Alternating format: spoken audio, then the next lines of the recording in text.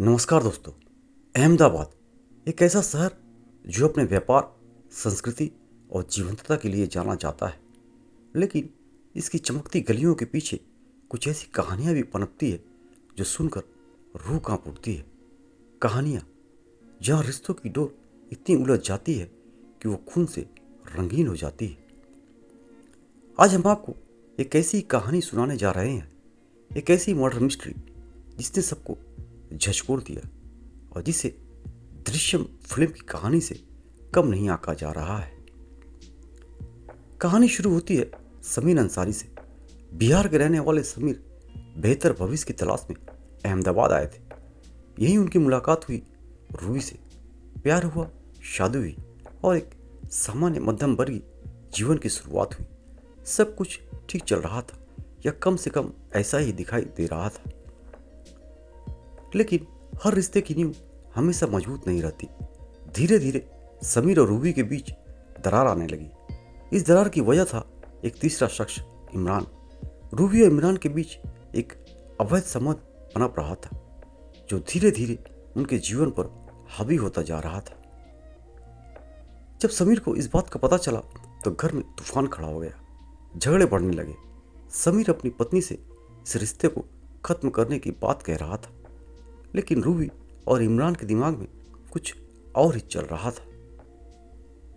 और फिर वो खौफनाक रात आई, एक ऐसी रात जिसने एक पति की जान ले ली और एक रिश्ते को हमेशा के लिए दागदार कर दिया। रूबी और इमरान ने मिलकर समीर को रास्ते से हटाने की साजिश रची। उन्होंने इमरान के दो साथियों साहिल और फैजू को भी इसमें शामिल कर लिया। उन चारों ने समीर के हाथ पैर बांधे और फिर एक धारदार हथियार से उसकी बेरहमी से हत्या कर दी। यह सिर्फ हत्या नहीं थी, यह विश्वास का कत्ल था। लेकिन हत्या करना ही काफी नहीं था, सबूत मिटाने थे, और जो उन्होंने किया वह शायद किसी हॉरर फिल्म की स्क्रिप्ट से कम नहीं था। हत्यारों ने समीर के शव को टुकड़ों में काटा, फिर उसी घर के रसोई घर, हाँ उसी किचन के फर्श के नीचे एक गहरा खड्डा खोदा और शव के टुकड़ों को वहीं दफना दिया। ऊपर से सीमेंट और टाइल्स लगाकर फर्श को फिर से ऐसा बना दिया गया जैसे कुछ हुआ ही न हो। कुछ रिपोर्टों के मुताबिक उन्होंने शव को गलाने के लिए उसमें नमक भी डाला था। और फिर अगले 14 महीनों तक रूबी उसी किचन में खाना बना रही थी जहां उसके पति का शव दफन था। समीर कहाँ गया? रूबी ने एक कहानी गढ़ दी। उसने सबको बताया कि समीर झगड़े के बाद दुबई चला गया है। 14 महीनों तक यह झूठ चलता रहा।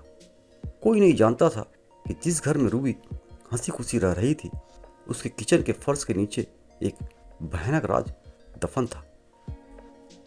लेकिन झूठ की उम्र छोटी होती है। लगभग 3 महीने पहले समीर के लापता होने की शिकायत क्राइम ब्रांच तक पहुंची। समीर का मोबाइल 14 महीनों से बंद था, कोई संपर्क नहीं। रूबी के बयानों में विरोधाभास था और शक गहराता गया। मुखबिरों की सूचना और गहन जांच के बाद पुलिस को उस घर में कुछ भयानक होने का अंदेशा हुआ।